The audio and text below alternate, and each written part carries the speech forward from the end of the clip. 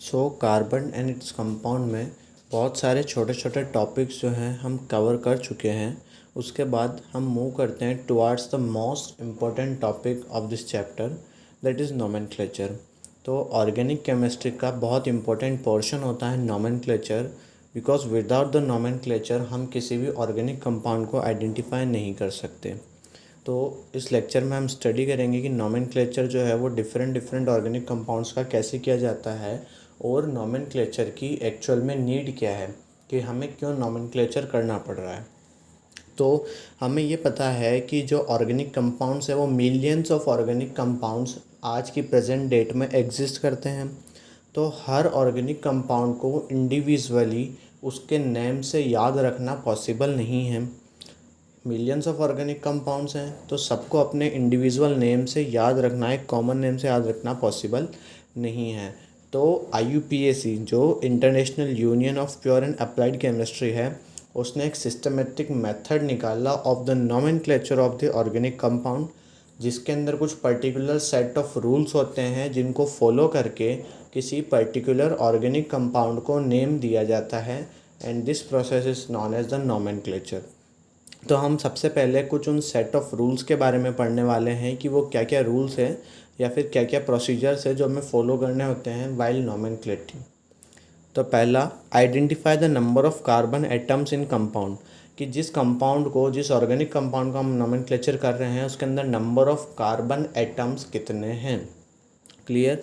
अगर एक carbon atom है तो वहाँ सफिक्स लगता है मैथ, और सिंगल बॉन्ड है तो N. 2 carbon atoms eth, 3 carbon atoms prop, 4 carbon atoms but, 5 carbon atoms pent and 6 carbon atoms are hex. तो ये जो है वो हमेशा सफिक्स में लगता है, मीन्स पीछे की तरफ जो है वो यूज़ होते हैं meth, eth, prop, but, pent, hex, depends on the number of carbon atoms present in a compound. Clear. तो सबसे पहला तो हमें ये आइडेंटिफाई करना है। Next, second, identify the functional group, कि अब उस ऑर्गेनिक कंपाउंड के अंदर कौन सा फंक्शनल ग्रुप प्रेजेंट है उसको हम आइडेंटिफाई करें।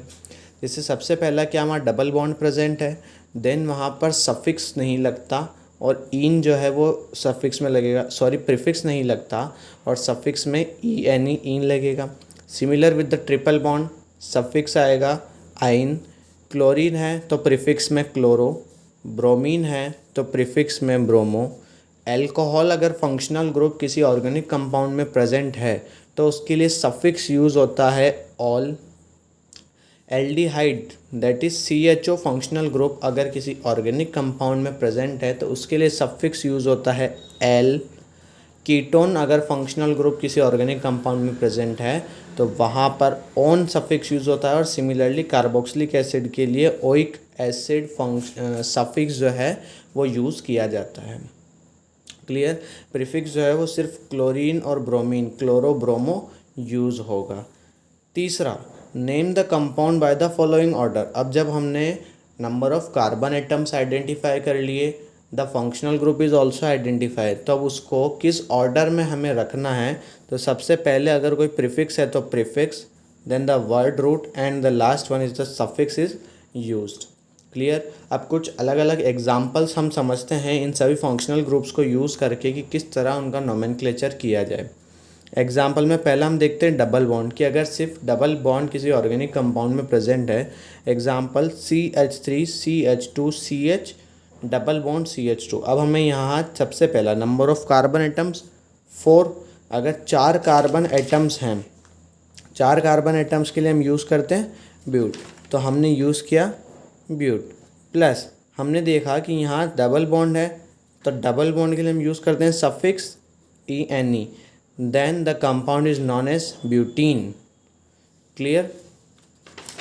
Next example, CH2 double bond CH2। तो सबसे पहले हमने देखा नंबर ऑफ कार्बन एटम्स 2, तो 2 कार्बन एटम्स के लिए हम यूज़ करते हैं एथ। डबल बॉन्ड के लिए हम यूज़ करते हैं ene, that is ethene. Clear.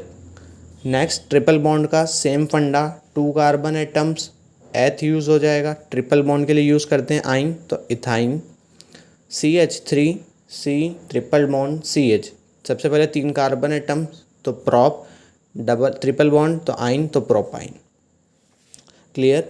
Next हम देखते हैं कि क्लोरीन आ रहा है, तो क्लोरीन जब होता है तो हम chloro as a prefix use करते हैं, एज ए प्रीफिक्स यूज़ करते हैं।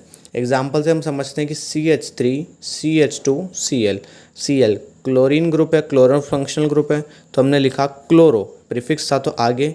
अब हमने देखा कि नंबर ऑफ कार्बन एटम्स कितने हैं, यहाँ पर है 2, 2 के लिए आता है एथ और सब में सिंगल बॉन्ड तो एथेन, तो chloro plus ethane that is chloro ethane. Clear.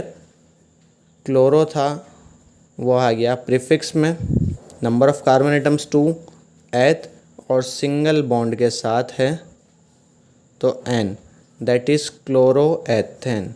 Similarly chloropropane, यहाँ पर ब्रोमीन फंक्शनल ग्रुप अगर है तो सेम लगेगा ब्रोमोमेथेन, क्योंकि एक सिंगल कार्बन एटम है तो सिंगल कार्बन एटम के लिए मैथ यूज़ होता है और सिंगल बॉन्ड है तो मैथेन। और similarly bromo butane, 1 2 3 4 4 carbon atoms all with the single bond तो but plus ane that is butane. और ब्रोमा आया जो कि प्रीफिक्स में आता है तो bromo butane. Clear. Next, if alcohol that is OH functional group is present in an organic compound, तो जब एल्कोहल प्रेजेंट होता है तो हम एल्कोहल के लिए हम यूज़ करते हैं सफिक्स ऑल। क्लियर। तो देखें CH3 CH2 OH, OH that is all लगेगा, नंबर ऑफ कार्बन एटम्स 2 तो एथ और सिंगल बॉन्ड तो एन, तो ethane plus ol that is ethanol. Clear. Same example propane plus ol propanol. Clear. Sorry that is butanol, 4 carbon atoms हैं इसके अंदर, but plus ane butane plus ol तो butanol. Similarly if the aldehyde functional group is present, aldehyde का हम representation करते हैं CHO functional group जो यहाँ पर होता है, एल सफिक्स लगता है, 2 कार्बन एटम्स तो ethanol propanone. Sorry this is example of ketone, अगर कीटोन फंक्शनल ग्रुप है तो प्रोपेनॉन CH3CO CH3 तो C डबल बॉन्ड O होगा तो propanone. And similarly with the carboxylic acid COOH, अगर हमारे पास फंक्शनल ग्रुप यहाँ प्रेजेंट है तो हम ओइक एसिड जो है, oic acid as a suffix इसमें यूज़ करते हैं, oic acid COOH and single carbon that is the methanoic acid CH3COH 2 carbons eth और ओइक एसिड जो है इसमें साथ में लगता है तो ये बनेगा ethanoic acid. So this is all about the nomenclature of organic compounds, क्यों करते हैं और क्या सेट ऑफ रूल्स फॉलो करते हैं वो हमने इसमें स्टडी किया है। नॉमेनक्लेचर का यही करते हैं दी एंड।